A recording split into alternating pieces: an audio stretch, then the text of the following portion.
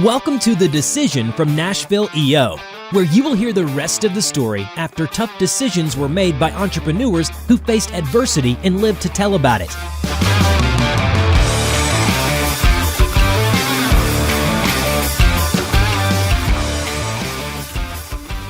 Welcome to The Decision, a podcast by EO Nashville, where we interview entrepreneurs who share their wisdom and stories from the real world of starting, running, and selling businesses.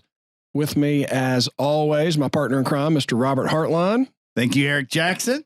Good to be here. Good to be here with you. And our guest today, Mr. Greg Luken, my dear friend, fellow EO member. It's good to see you, sir. Thanks for being here. Thanks for having me. Yeah. All right. Well, we're here to tell some stories, and I understand you've got some good ones. Well, I've got stories. Okay. So let's start from the very beginning. Before you were an entrepreneur, who were you? Wow. What a question. I was raised in a pretty conservative family where, my parents were very faithful in all they did. They were pretty conservative, and I got a lot of that. And so, there was a sense that whatever you do it the best you can. And you tell the truth, you keep your word. They're just, and be faithful in what you do. Mm-hmm. So what were you doing before the business? I was doing high school and college. I dropped out of school, went to school in Kentucky for a couple of years and dropped out, played music full time, 50 weeks a year for a couple of years on the road. And so that was real and it was fun. And it got to be where it wasn't real fun for me. So I went back and finished school and moved to Nashville and bounced around for a couple of years and then started another business. Yeah. So then that's kind of been the track. But what was the draw to leaving music? In the draw to it was it wasn't going in the direction that I wanted to go, and my mom used to say that it was kind of perplexing because when it looked to other people like things were going well, that's when I got kind of anxious and made a change. So it was like things were going well with school, and that's when I dropped out. And then it got to where things looked like they were going pretty well with the band. TV, we got some recognition on several fronts, and it was outward recognition, but inwardly it wasn't fulfilling. So, was it something that did it take you a while to figure that out, that it was fulfilling, or did you think it was just going to get better and it just never ended up getting better? Actually, I think I just figured that out when you asked the question right now, and I had to answer it. But a lot of times, until we verbalize it, I don't feel like I fully process it. I think at the time, it was like this. I think the words I would use at the time was, this sucks. So, it just in several of the people that I was around, are still in the business and have been successful in their line of work there, and that's great. It wasn't for me. So when did the investment business begin? So I started in the industry in the late 80s and started my own firm, launched in 99. And was there a particular reason that you started it for yourself, because you were working for someone before? Yeah. So some would say some of us just really suck as employees, and that's why we start our own businesses. For me, and that there may have been a lot of truth in that. For me, I just developed ideas about the way things ought to be. And I looked around and I couldn't find a model for how that was implemented.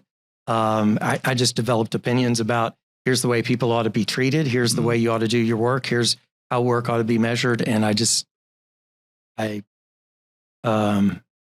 didn't find something that met the way I thought it ought to be. So how long did it take you to discover that EO was something that was going to be an add to your life that could help you in your own personal development and growth? Well, it's interesting. It's I don't know if you've ever had that experience where like things go along, you've never heard of something, and then in the course of a couple of weeks, like you start just you have 5 people recommend the same book, and that's kind of how it was with EO. It was like somebody mentioned it, and then it was like then I knew all these other people that started mentioning, oh yeah, I'm in EO, and it was kind of this thing that I just wasn't even aware was out there, and then all of a sudden it was like, okay, so this is where the cool kids hang out. Yeah. And do you think that if you could go back in time, how differently the company would have started and progressed had you had EO from the beginning? Would it be any different? Yeah, I have no idea. I don't know. I think about that all the time just because I felt so alone doing it.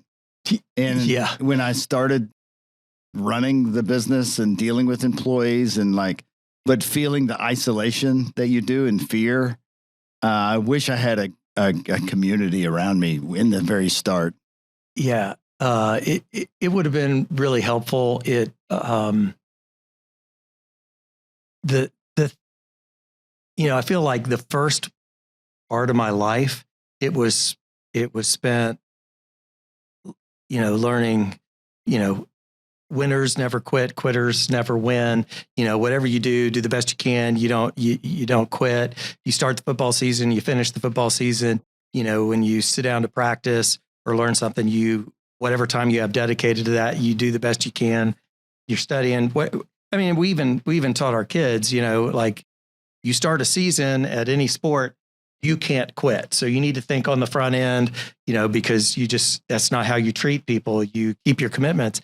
And I feel like that carries over. And there's a point in time where that mentality, quitters never win, winners never quit, that's just not true.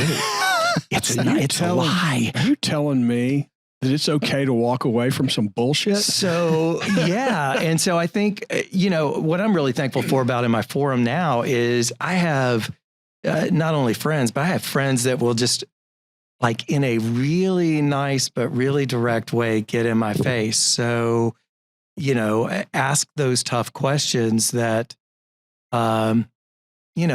polite people don't ask, and people that don't own businesses, they don't understand. I was in the Well the other day getting coffee, and there was a guy in EO that I know, and we had one of those 60-second conversations, and somehow in there it came up. He said, the thing of it is, if you haven't been awake at 4 a.m. sitting in a chair by yourself crying because you're trying to figure out how you're going to bust out payroll or some other issue that you just like, here is, an impossible problem, but I have to find a solution. And there's nobody to ask. If you haven't been in that position, you don't know what it's like to sit in that chair. And it was one of those, hey, I know you're an EO, stood up 60 seconds later. We had this, deep connection, like, dude, I know. I mean, it's like, you talk about being in the crucible. And that's part of that trust and respect. Like if you know someone is an EO member, you just automatically assume they have already had that moment at 4 a.m, stressed, fearful, right?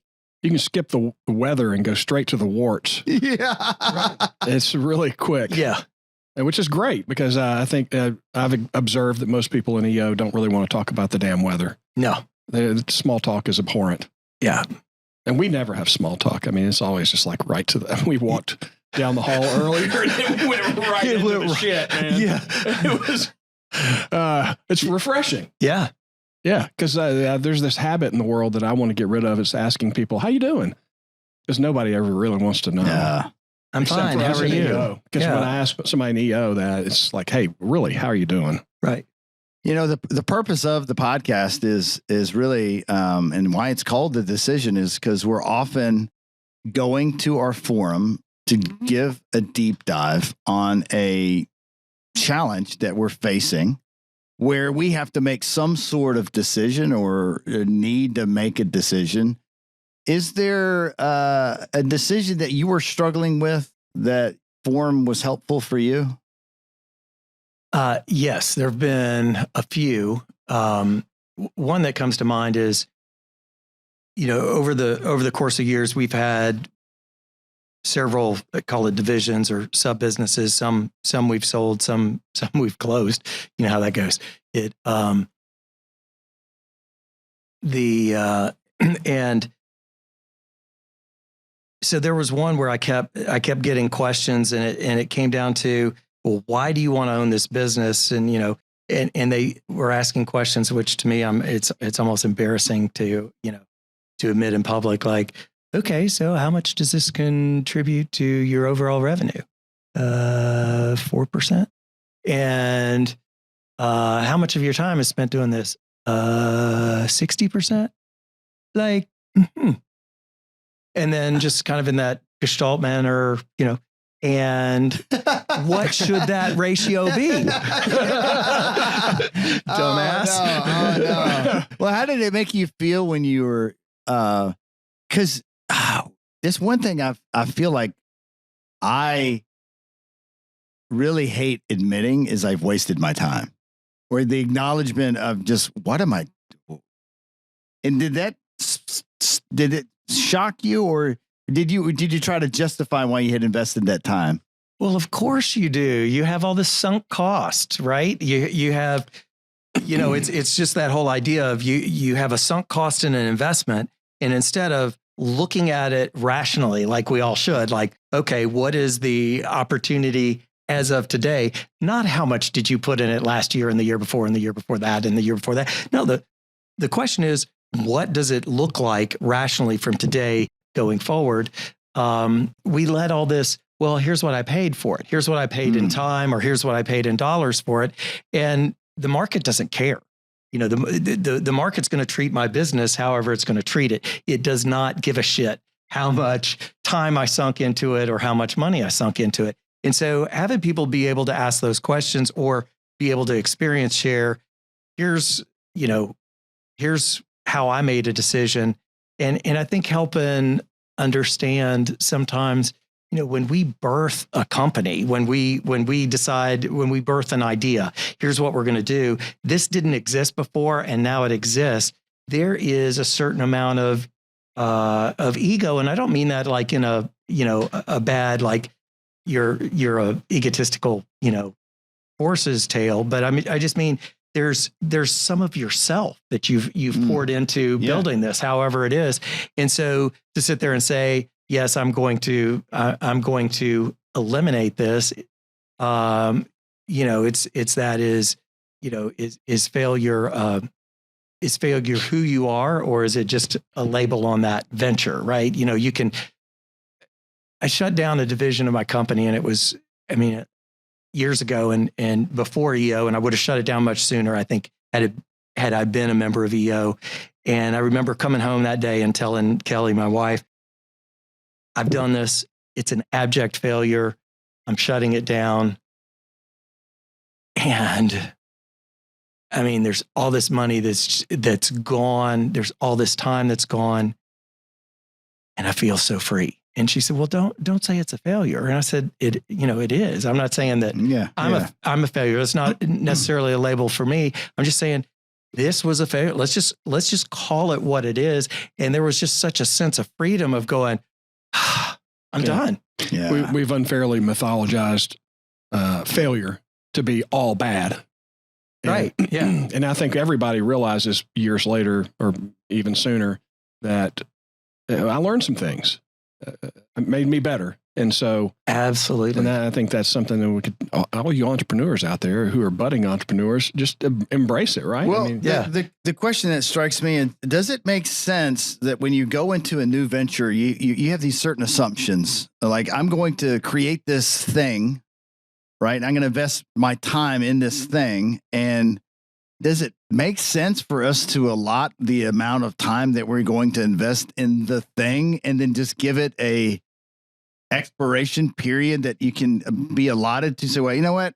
I'm going to give this my all in this number of months. And then if it doesn't equate to any realistic good return, I'm going to expire it. So that way you just kind of put a precondition in there. Cause I've done the same scenarios where I'm sitting in a group of people talking about this percentage of my revenue. And it's like, embarrassingly, it feels like to have it come out of your mouth, you're like, oh my God, what the hell am I doing? Because you're totally right. Right. So I've had this privilege of working professionally with a number of almost everybody we work with professionally is first generation wealth. So they built it. And so one of these entrepreneurs said to me one time years ago, his name was Brian. He said, you know, the best way to fail, right? I was like, no, how's that? Quickly. Yeah. And then he has this infectious laugh and he just starts laughing and you go, yeah, exactly. And so we actually started, we did a beta test on a new venture in February and officially shut it down in July. And we did set a 6 month, here's 6 months. We're not sure. We think there's value here, but the cost of client acquisition, we're unsure on what that would look like. So here's our market test. We did it and it was like, okay, well, you know, it was nice to fail with just a few dollars and just a little time than, you know, the way I've done that in the past. Well, here's a question. So when you go through this letting go of an old idea that you tried, wasn't successful, and you're finally quitting, you're giving it up, right? And you have that sense of relief. Does your mind just go, what's next? Because we tend to always create the hole. We always fill the hole. Like we make a hole, like when we make an opportunity when we let something go, and we just instantly turn on the faucet to fill that thing right back up. Well, it's like that George Carlin thing, you know? You get that George Carlin bit where he says, you know, the problem is people, you know, buy a house and then they fill it up with stuff and they say, oh, well, we need a bigger house. So they buy a bigger house and they fill it up with stuff. And that's what, and that I think is what, you know, at least personal experience I've done with time. Yeah. Yeah. So how do we stop doing that? Or is that just what we do? Is that why we're entrepreneurial people? That's just part of our existence, is to constantly fill up that space with a new project or an idea or distraction. Well, I think for me, I don't know what we all do, but for me, it's been this refining process of asking what is really important and then trying to hone that down, saying, what if I can't do everything? What's the one thing? And there's actually an exercise. I had a coach that challenged me to do this, and I've been through it a number of times. And it's like, so what if you have a week? What is the one thing that has to get done? And years ago, when I did this, when I went through this exercise for the first time, I have young boys. There are things I haven't gotten to tell them. I may never get to tell them. None of us know. And so I wrote letters to both of them, individualized letters. Here are the 10 things that if I'm not there when you graduate high school, here are the 10 things that I really want you to know. And so fortunately, they both, I've been around for both of them to graduate high school. And when they did, I printed those letters off and gave them to them, but they could see that, you know, here's what I wrote about you. I bet you had to edit them. Because you learned since you had written it before, right? I didn't edit either one of those because I had it dated and signed. And it was in in a fireproof cabinet. And so here's a copy of a letter that I wrote you in 2006. Yeah. Do you think if you were to write that letter today, that letter would be different? Absolutely. Yeah.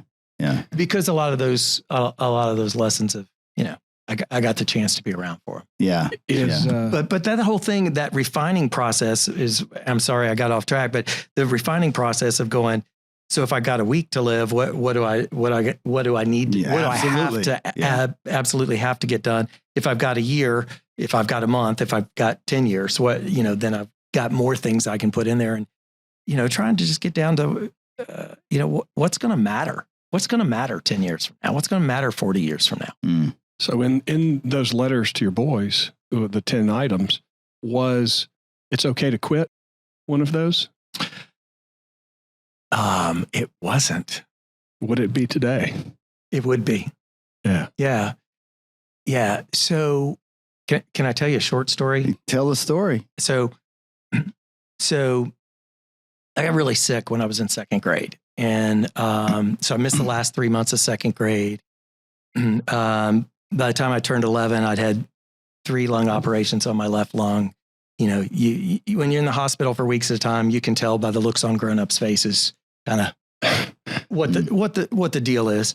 And so I had some scarring on my left lung because of these operations. And so, I wasn't allowed to get out of breath for 6 months after I healed. And, so I wasn't allowed to run. I wasn't allowed to ride a bike. I wasn't allowed to get in a swimming pool, which wasn't a problem because I was lumpy. I wore husky pants. You were indoorsy. I was indoorsy. Yeah. Yes. And, I was that kind of round kid. Let's just say skinny jeans were not in my future. And,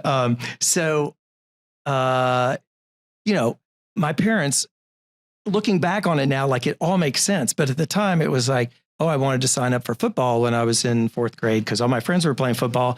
I had to do it when my parents were out of town. And my granny didn't know. And I said, hey, can you take me down to sign up for football? And they're like, oh, okay. They came to my football games, but they never encouraged me to do anything. I went out for the track team every year I was in high school, never made it. I went out for the tennis team, didn't make it. But there was this sense of whatever you do the best you can, and you just keep trying. When I went to school at Baylor, and I was like, I kept thinking that athletic things, all my friends were athletic, but I wasn't. I kept thinking it was probably like, learning something on the piano or guitar. Like you practice something over and over, you break it down, you go slowly, you spend that time on the plateau, and then all of a sudden one day it shows up. It's there in your fingers, and like, I don't know how it got there, but it's just that repetitive work, the practice, doing it over and over. And I thought, well, running must be like that. So I walked on with the cross country team for 2 days until I wasn't able to walk after those workouts. And I was like, so I don't get it. So in my 40s, I hired a personal trainer.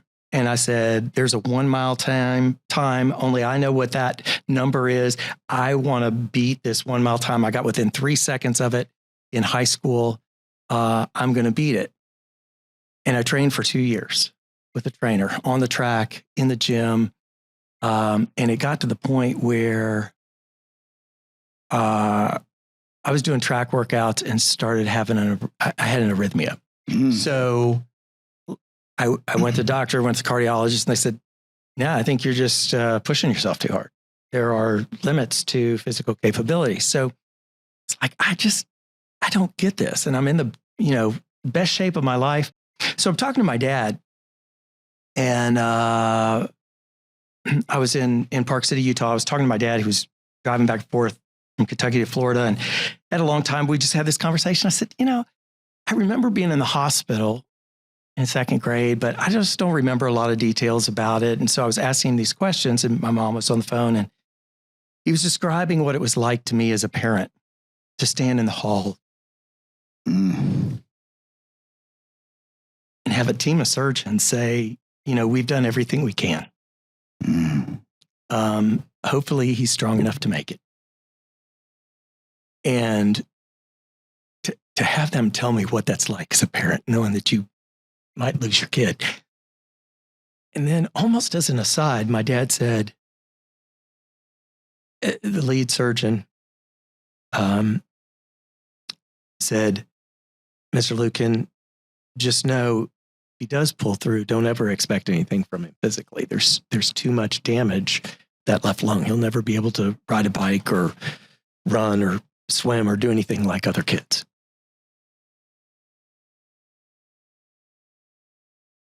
I was 48 years old. 48. My parents had never told me. And my mom kind of chuckled on the phone. She said, ha, ha, ha. Our son who's run a marathon and, done a half Ironman, I didn't have good times, but I did them. And I hung up and I thought, what a gift. I hope I can give my kids a gift like that. Just not tell them what their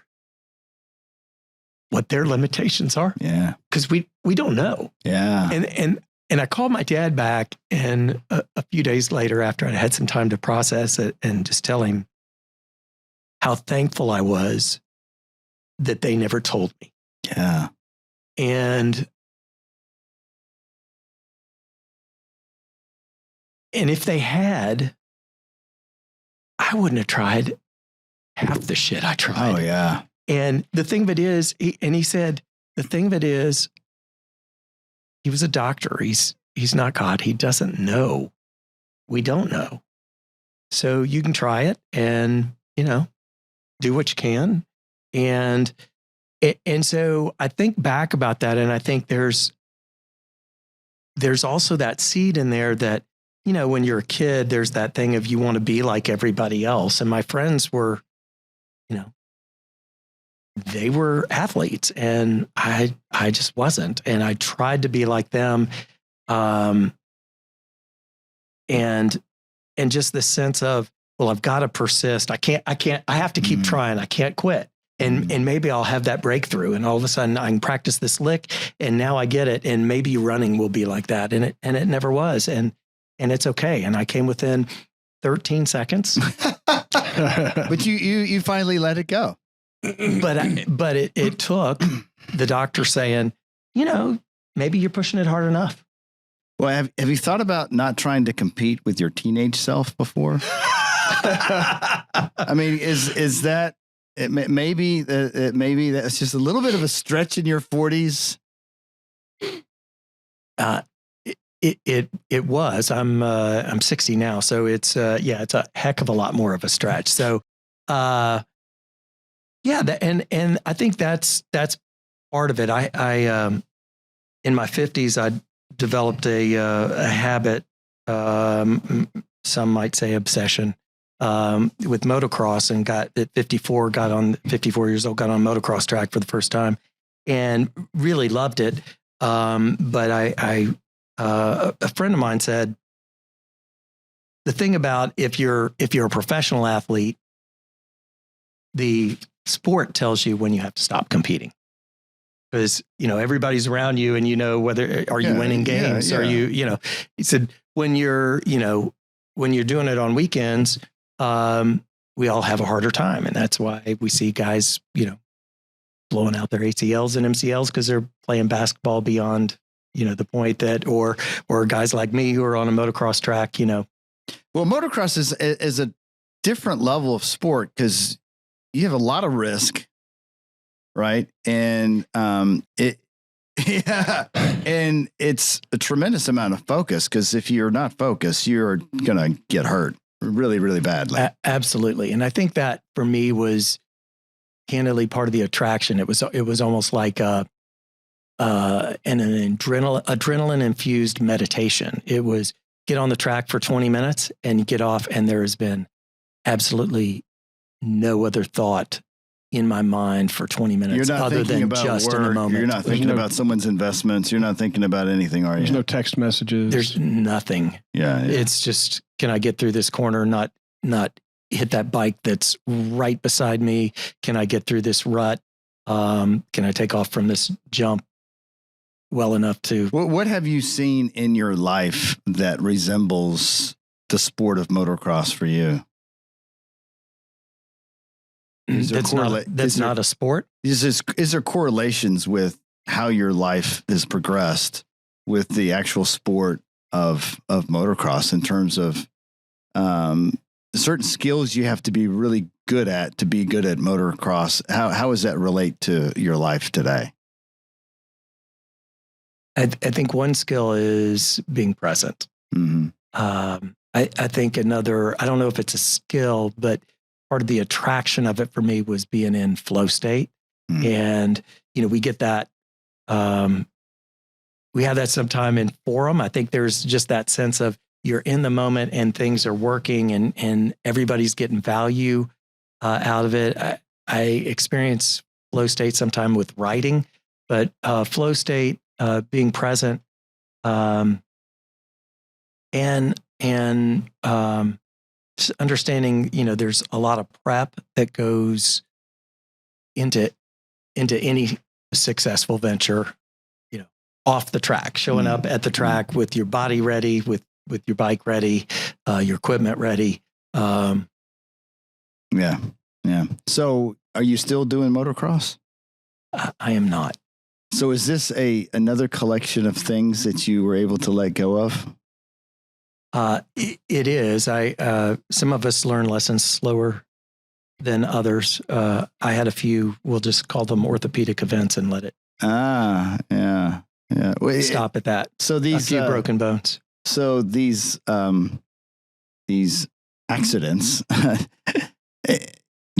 were you thinking about something you shouldn't have been thinking when you were that caused that accident, or is just an accident was just going to happen regardless? What can you attribute, like lack of focus or anything that caused that to happen, or? I mean, maybe lack of skill, but even at a pro level, it happens. 3 of the top 5 riders in this season's Supercross ended up with the same 3 injuries that I ended up with in a 19-month period. If you're riding on dirt, so particularly when there are other people on the track, as there always are, every lap, the track is a little bit different. The ruts are in a different place. There's a huge amount of decision making you have to do when you leave a jump at 40 or 45 miles an hour and land, and there are 15 ruts across a 24-foot wide track, and the ruts are maybe an inch and a half wider than your tire. You have to pick one, and so there's a lot of decision making that happens, but the track changes a little with every lap, and so even as it's drying out or getting wetter or people riding it, so I think it's just I think there's more of a sense of inevitability, and it's different when you're 20 years old than when you're 60. Yeah. And I think when I think about the idea of this track changing, that you have to go with your gut. Instead, you can't go in your mind to overthink that. You have to just go with your heart right away. You've got to commit to a rut pretty quickly. Right. And it's kind of like business. I mean, right. The track changes every year, right? Right. The ruts are different. Yeah. Right. And so, there's this sense of, look, you're never going to have perfect information. You may never have the perfect setup. You just have to go, here I am in this moment. Here's what I have to do to try to, to adapt and to respond. And sometimes it works, sometimes it doesn't. So one thing that it's not the fall that gets you; it's the sudden stop. Sudden stop. Yeah. Well, one of the other reasons that Eric and I do this is we have seen this reoccurrence, and I'm including myself in this, where you go to a forum and you do a presentation about something you're struggling with, and you get out and you have the exact same issue a year from now and 2 years from now. You just haven't decided on. You haven't made a decision to change. And I see that over and over. Do you have those same things in your world where you just struggle with this one key decision? You just can't pull the trigger? I do. And we all see it in our forum and with our friends. I think it's always easier to see in other people. Yeah. It's easier to take the speck out of our friend's eye than it is to take the board out of our own. I came across something recently by Benjamin Hardy, and he was referencing somebody else, and I don't recall who he was referencing, but he was talking about 100% commitment is easier than 98%. And so I was just telling Eric as we were walking down the hall, I had this other business that sold, things, blew up. There's been some stress around it in the last week, and probably more stress than I've experienced in business in, the last 5 years. And at the same time, there is 100% commitment. I understand, there's a sense of this is stressful, but it's just stressful in the details because I know what the outcome's going to be. I'm 100% committed there. Yeah. So I do think that's the thing is, are we really making a decision? So what do we believe around that decision?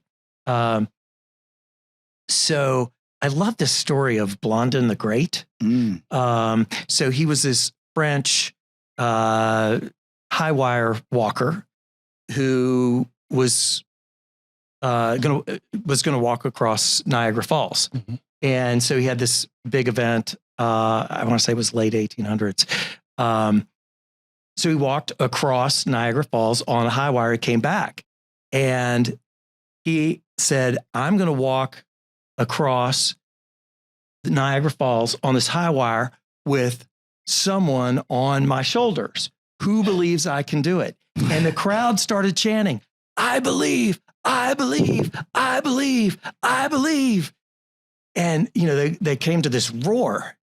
And as they died down, he said, okay, who's the volunteer? Oh, wow. Right? Nobody. And so you talk about this. Yeah, I believe. So at what level do you believe? Yeah. Yeah, I'm going to sit over here on the sidelines and watch. I believe you can do that. Right. Or do I believe you can do it? Come on, man. I'm climbing up. And so I think decisions sometimes are like that. Yeah. For me, it's, I've decided to do this. I've decided to lose weight, or I've decided to exercise, or I've decided I'm going to do, but is it, I believe, I've decided but there are levels of language. If we listen to ourselves, I found that there are levels of language. I probably should. I would be happier if I would. I'm going to, right? I should probably lose weight. I would feel better if I lost weight, or I'm going to weigh this much by this date. For me, those are different decisions. Yeah. And I feel really fortunate. There are two people in my forum who are in a very loving way, not always, but the intent is there. Like, they will be in my face. So you said you were going to do this. So what's the deal? Yeah. Kind of thing. And those are, that's platinum. That is platinum. That's better than gold. Yeah. It's a mirror back to you. Like, cause you know what you need to do, but I often don't listen to my heart. Like, I know what my heart wants, but my mind tries to outthink and think it's can be better at that than it is going to be with my heart. So let me ask you this. So if you are a brand new EO person, you just joined EO, and you meet them at an EO event, what is some advice you'd like to give them about the experience of EO? What would you like to share with them that could help them on their EO journey? I think number one, the way EO is structured, call it the rules, call it the whatever you want to call it, the forum mindset, that's all there for a reason. And it's easy to think that we're smarter than those rules. Those rules go really deep, and there's a reason it works. So there's a reason. I'm trying to think who the interview was with, but one of the most successful directors, the actors were talking about the way he directed, and the way he directed was not telling them what they should do. It was all asking them questions. So how are you really feeling in this, in making them process it? And so the way that mindset, that forum mindset, just try to understand, know what that means. We used to call it Gestalt. And whether you call it that or forum mindset, there is a reason that exists. There is a reason the rules, exist, about the commitment you make to forum. So I would say I've just run into so many people who've had good experiences in forum. I've had a great experience in forum, and the experience is driven a lot by adhering to those guidelines, because it's otherwise you're not getting the full value out of it. And then showing up and being present and really getting to, like you were saying, it's just, we don't need to talk about weather. We don't need to talk about sports. Let's talk about something that matters, something that's going to have an impact on life. And then being willing to help each other, challenge each other so that we can get down to decisions, because we all have so many decisions every day. Your description of following the rules reminded me of something my former business partner said, who was a big motocross guy. He said, there's certain things that you have to do, and if you don't, you're going to pay a price, right? Absolutely. You're going to hit the ground. Yeah. And I've seen that with forums time and time again. I'm glad you summed that up very, very well. Thank you for reminding us all the rules exist for a reason. Greg, thank you for joining us today. Thanks, guys. Good seeing you again. Thanks again. Listen, if you are in EO, please invite someone new in the community that have not heard about EO. They can visit eonashville.com, learn about how we have a group of 345 entrepreneurs right here in Nashville, Tennessee, Music City, USA. We are one of the largest chapters in the world, and you could be a part of it. We'd love to have you come visit a membership event near you. Thanks for watching, and I'll see you next time. Thanks for listening to the Decision Podcast by Nashville EO. We'll see you again next time, and be sure to click subscribe to get future episodes.